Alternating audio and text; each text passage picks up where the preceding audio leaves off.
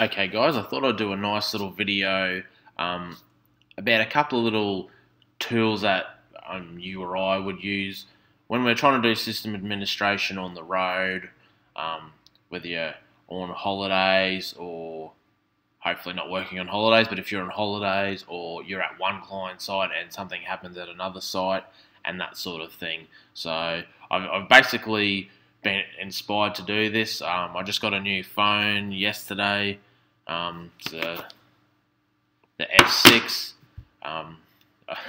I've ditched the iPhone, which I flirted with for a while, but I've gone back to Android. So I thought I'd show some of the apps I like to use, and hopefully they can be of use to you if you're not already using them. I always appreciate new suggestions. So if you have any, chuck it in the crotch box or the comment section below, and I'll be happy to check them out. So first one here is, probably a pretty obvious one and lots of us would use, is an SSH client. ConnectBot's another popular one, but I really like JuiceSSH. It's pretty easy to use. The interface isn't bad. It supports SSH keys and that sort of thing, which is obviously important security-wise. It's pretty highly rated. I think most people that use SSH from their phone do end up using JuiceSSH. So if not, check it out. This is the thing that I use in conjunction with it. Basically, it's just a better keyboard. The keyboard that comes on the S6 from Samsung is just fucking woeful. So I did chuck the Google keyboard on there, but I remembered about this one, so I went back and grabbed it, and it is a lot better. And you've got arrows and tab and all the other sort of things if you want to feel insane and use Emacs on your phone, which most people aren't going to want to do, but at times it can be handy. It's just good to have that full set of keys that are easily accessible instead of flicking between different keyboard levels and that sort of thing to get modified. So the Hacker's keyboard, I think it's bloody great. If there's a better one, let me know what it is, because I'll only be too happy to try something that works a bit better. We've spoken about AWS in some of our past videos, so this is the one that I use to manage hours at work here. Obviously, you can't.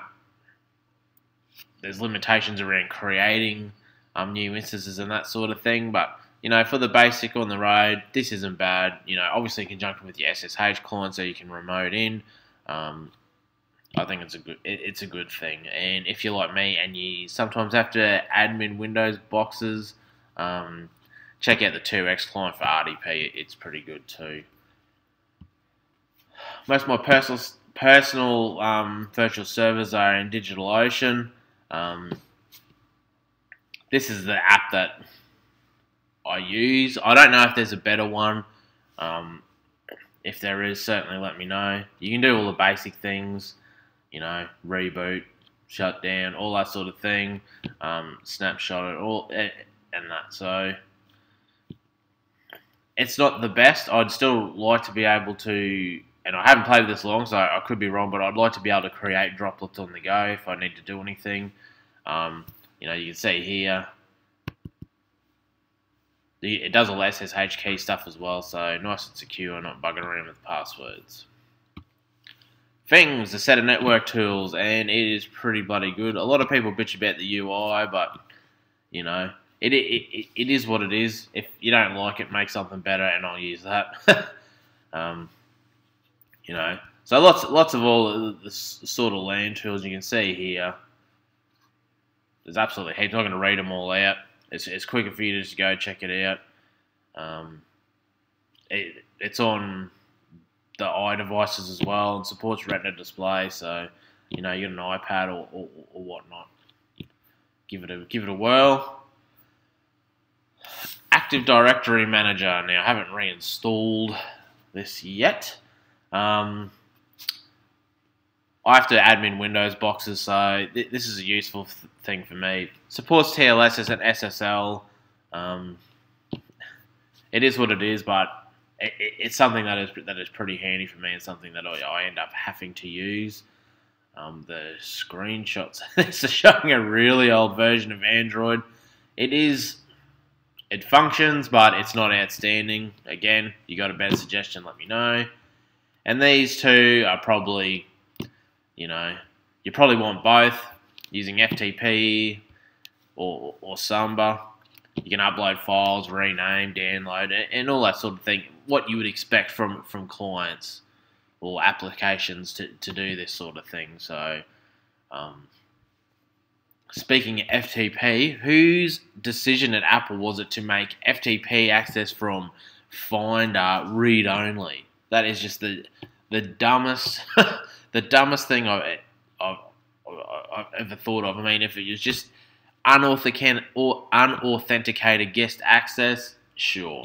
But if I have to authenticate to access that share, then obviously the permission on the share should dictate whether I have right access or not. But anyway, that's just a quick little video of some Android apps to check out. All the equivalents are usually on iOS anyway, whichever one you're using. But yeah, as I said, any suggestions, let me know. Hit us up on Twitter. Please thumbs up, subscribe, share the video around. We're really trying to put some time on this channel and get some videos out every week when we can. Obviously, we've got that competition coming up in a few days that we announced in our last news video. It's going to be pretty awesome. So thanks, guys, and I'll catch you later.